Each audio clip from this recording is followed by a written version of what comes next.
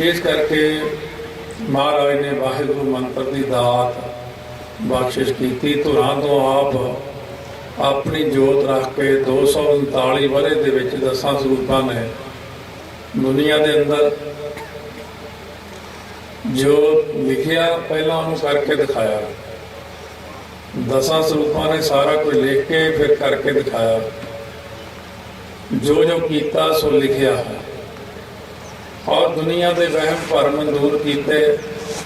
दिमाग की गल है, कमला टोला जो संसार अंदर है वो जो मर्जी कोई कहता है, पर विचार की जिहड़ी गल है मेरे मन के अंदर जो तसल्ला, तसल्ली भी नहीं तसल्ला जो है, तो ये तुसी विचार के देखो। पंजवें पातशाह ने जब गुरु ग्रंथ साहिब के स्वरूप की रचना की है, किते अद्धा पत्रा किते एक पत्रा एक अंग खाली छुड़वाया। भाई गुरदास जी ने वचन किया महाराज ये विचों खाली छुड़वा के पत्रे। महाराज कह रहे 9वें स्वरूप के विच जिहड़ी बाणी उचारण करनी है वो बाणी इत्थे आपां 10वें स्वरूप असीं आके फिर लिखांगे। ये चीज़ नूं ध्यान नाल देखो। उचारण 9वें ने की है, लिखी 10वें पातशाह ने, लिखवाई भाई मनी सिंह जी तो। है हैरानीजनक गल,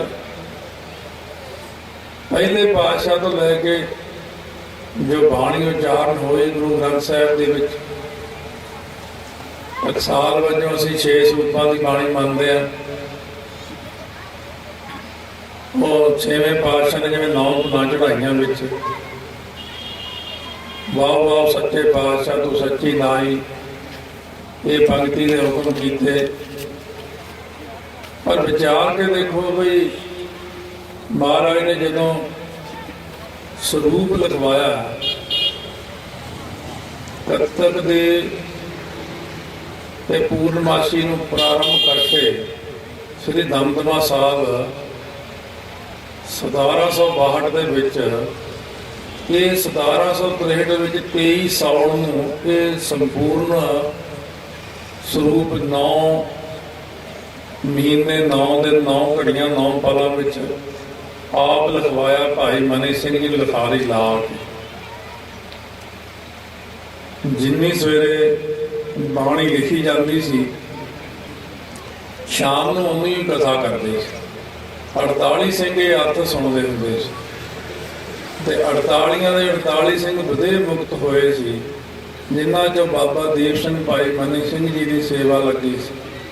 भी तुसीं भावें भाई दीप सिंह तुहाडा सीस धड़ नालों जुदा हो जे, तुहाडे आनंद विच फर्क नहीं पऊगा। भाई मनी सिंह तुहाडा भावें बंद बंद कट्टिया जावे, तुहाडे फर्क नहीं पऊगा अवस्था दे विच। तो इस करके साध संगत महाराज ने यह स्वरूप जिहड़ा है आप तुसी हुण लोग जो मर्जी कही जाण 6 स्वरूपां दी बाणी है, 7वें दी नहीं हैगी, 8वें दी नहीं हैगी, 10वें दी बाणी हैगी, 6वें दी नहीं हैगी। पर मैं ये गल नूं मनदा ही नहीं, ना तुसीं मन्निओ, क्योंकि जिहड़ा स्वरूप हुण सामने प्रकाश है, एक स्वरूप करतारपुर साहब धीर मल्लियां कोले है जिहदे विच 9वें पातशाह दी बाणी नहीं है। हाँ वो मानता भी वो 10वें पातशाह ने नहीं लिखवाया, वो भाई गुरदास जी तो 5वें पातशाह ने लिखवाया। आ जिहड़ा स्वरूप हुण आपां मत्था टेकदे आ इहदे पहले पेज दे उत्ते ही पहले अंग दे उत्ते ही लिखिया होया वीर दमदमी। दमदमा साहब यह स्वरूप एक ओंकार तो 18 10 20 तक खुद आप यही कहने ना कि मुख तो बोल के पहले पातशाह ने बाणी उचारी फिर वो लिखी गई। ਉਹਦੀਆਂ पोथियां दूजे पातशाह ਨੂੰ दे गए सौंप गए, फिर तीजिया को सौंप गए, फिर चौथियां की बाणी मुख चो उचारण की, फिर पंजवियां ने उचारण की। पर तुसीं सारे सियाणे गुरसिख विचार करके देखो आ जिहड़े स्वरूप नूं हुण मत्था टेक रहे हैं ये अंतरजामता नाल कलगीधर महाराज ने 1430 अंग मुख विचों बोल के भाई मनी सिंह जी तो लिखवाए ने। ये 10वें पातशाह ने उचारण करके लिखाई सारी बाणी ਇਸ ਕਰਕੇ ਇਹ ਸਰੂਪ ਵੀ ਸਾਰਾ 10ਵੇਂ ਪਾਤਸ਼ਾਹ ਲਿਖਿਆ ਹੋਇਆ।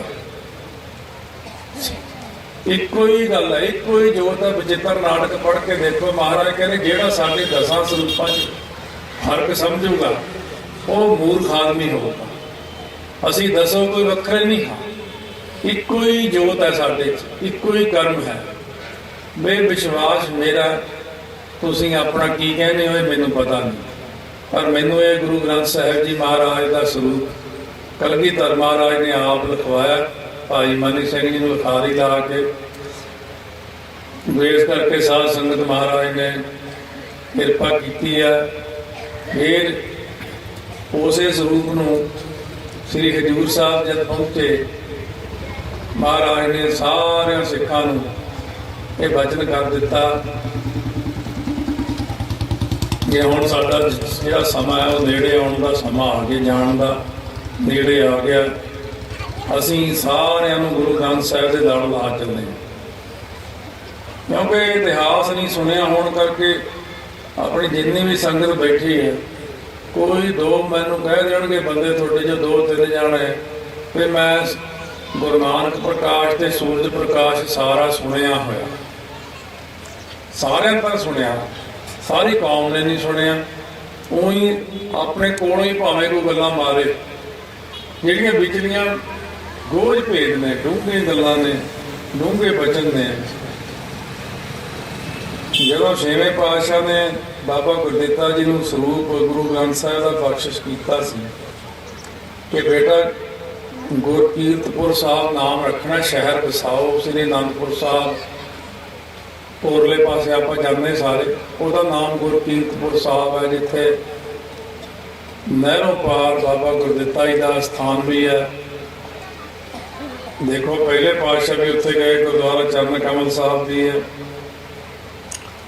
ਜਿੱਥੇ ਮਹਾਰਾਜ ਸੱਚੇ ਪਾਤਸ਼ਾਹ ਨੇ 6ਵੇਂ 7ਵੇਂ 8ਵੇਂ 9ਵੇਂ 10ਵੇਂ ਪਾਤਸ਼ਾਹ ਜੀ ਨੇ ਚਰਨ ਸਾਰਿਆਂ ਸਥਾਨਾਂ ਤੇ ਪਾਏ।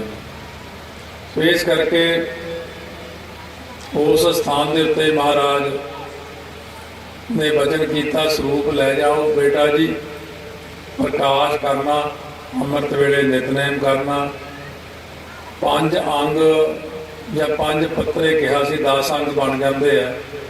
ਰੋਜ਼ ਪਾਠ ਕਰਨਾ, ਧੂਫ ਦਿਖਾਉਣੀ, ਜੋਤ ਲਾਉਣੀ ਹੈ। ਤੇ ਇਹਨਾਂ ਨੂੰ ਇਹ 6ਵੇਂ ਪਾਤਸ਼ਾਹ ਨੇ ਵਚਨ ਕੀਤਾ, ਇਹਨਾਂ ਨੂੰ ਨਿਰੰਕਾਰ ਜਾਣ ਕੇ ਮੱਥਾ ਟੇਕ। ਇਹ ਨਿਰੰਕਾਰ ਜੀ ਆਪ ਨੇ, ਕਿਉਂਕਿ ਸਤਿਗੁਰੂ ਜੀ ਸ਼ਬਦ ਨੂੰ ਹੀ ਨਿਰੰਕਾਰ ਦਾ ਰੂਪ ਦੱਸਦੇ ਨੇ। ਸ਼ਬਦ ਨੂੰ ਹੀ ਪਹਿਲੇ ਪਾਤਸ਼ਾਹ ਨੇ ਮੱਥਾ ਟੇਕ ਕੇ ਆਪਣਾ ਜੋ ਪਹਿਲਾ ਸਤਿਗੁਰਾਂ ਨੇ ਬੇਦੀ ਦੇ ਦੁਆਲੇ ਪ੍ਰਕਰਮਾ ਕਰਨ ਤੋਂ ਮਨਾ ਕਰਕੇ ਸ਼ਬਦ ਦੇ ਦੁਆਲੇ ਆਪਣੀਆਂ ਪ੍ਰਕਰਮਾ ਕਰਕੇ ਮਾਤਾ ਸੁਲੱਖਣੀ ਜੀ ਨਾਲ ਸ਼ੁਭ ਆਨੰਦ ਕਾਰਜ ਹੋਏ। ਇਸ ਕਰਕੇ ਸਾਰੇ ਸਰੂਪਾਂ ਨੇ ਮੱਥਾ ਟੇਕਿਆ, ਜਿਨ੍ਹਾਂ ਨੂੰ 5ਵੇਂ ਪਾਤਸ਼ਾਹ ਨੇ ਜਦੋਂ 1661 ਬਿਕਰਮੀ ਭਾਦਰ ਸੁਦੀ ਏਕ ਨੂੰ ਪਹਿਲਾ ਪ੍ਰਕਾਸ਼ ਕੀਤਾ ਸ੍ਰੀ ਹਰਿਮੰਦਰ ਸਾਹਿਬ ਦੇ ਵਿੱਚ, ਮਹਾਰਾਜ ਨੇ ਆਪ ਮੱਥਾ ਟੇਕ ਕੇ ਬਾਬਾ ਬੁੱਢਾ ਨੂੰ ਕਿਹਾ ਸੀ ਪ੍ਰਕਾਸ਼ ਕਰਨਾ। ਸਤਿਗੁਰੂ ਜੀ ਜਿੱਥੇ ਆਪ ਸਜਦੇ ਸੀ ਉੱਥੇ ਅੱਜ ਗੁਰੂ ਗ੍ਰੰਥ ਸਾਹਿਬ ਦਾ ਪ੍ਰਕਾਸ਼ ਹੈ। ਸਤਿਗੁਰੂ ਜੀ ਸਾਹਮਣੇ ਸੰਗਤ ਵਿੱਚ ਬੈਠੇ ਔਰ ਮਹਾਰਾਜ ਨੇ ਵਚਨ ਕੀਤਾ, ਇਹ ਸਾਡਾ ਅਸਲੀ ਸਰੂਪ, ਇਹ ਸਾਡੀ ਆਤਮਾ ਹੈ, ਸਾਡਾ ਸਰੂਪ ਹੈ। 10ਵੇਂ ਪਾਤਸ਼ਾਹ ਮਹਾਰਾਜ ਨੇ ਵੀ ਸ੍ਰੀ ਹਜ਼ੂਰ ਸਾਹਿਬ ਹੁਣੇ ਦਿਨ ਲੰਘ ਕੇ ਗਏ ਆ,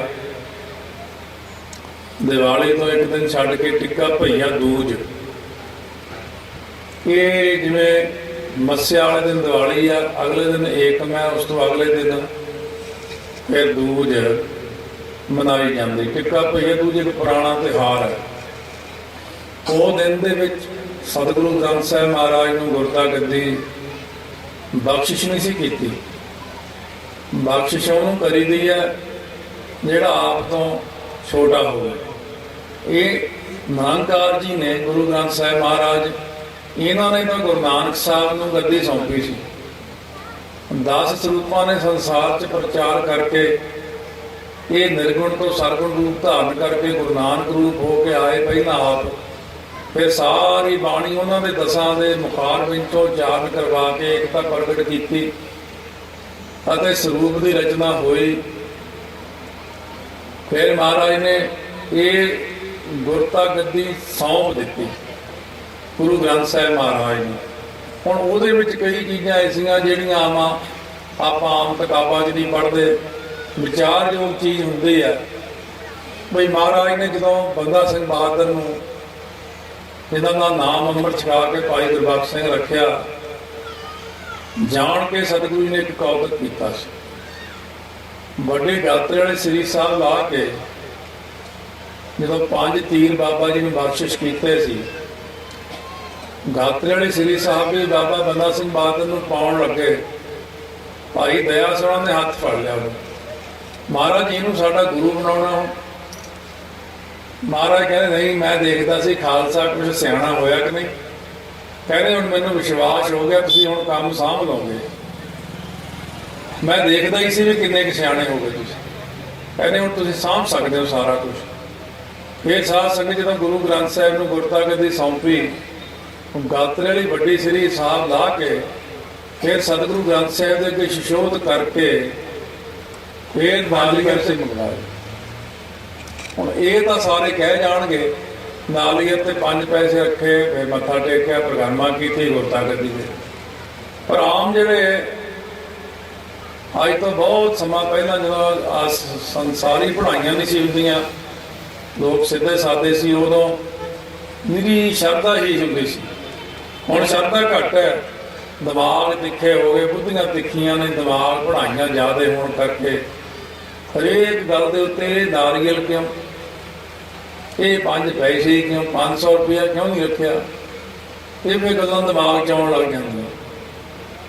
ਇੱਕ ਗੱਲ ਦੇ ਵਿੱਚੋਂ ਹੋਰ ਗੱਲ, ਉਹਦੇ ਵਿੱਚੋਂ ਫਿਰ ਹੋਰ ਗੱਲ, ਗੱਲ ਦੇ ਵਿੱਚੋਂ ਗੱਲ, ਗੱਲਾਂ ਹੀ ਨਿਕਲਦੀਆਂ ਤੁਰੀਆਂ ਆਉਂਦੀਆਂ। ਆਪਣੇ ਮਨ ਦੀ ਘਾੜਤ ਹੁੰਦੀ ਹੈ।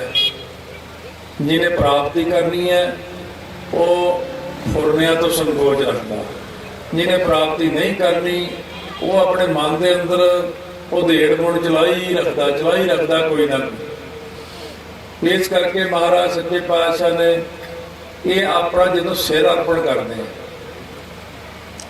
ਪੰਜਾਂ ਪਿਆਰਿਆਂ ਨੇ ਸਿਰ ਭੇਟਾ ਕੀਤੇ।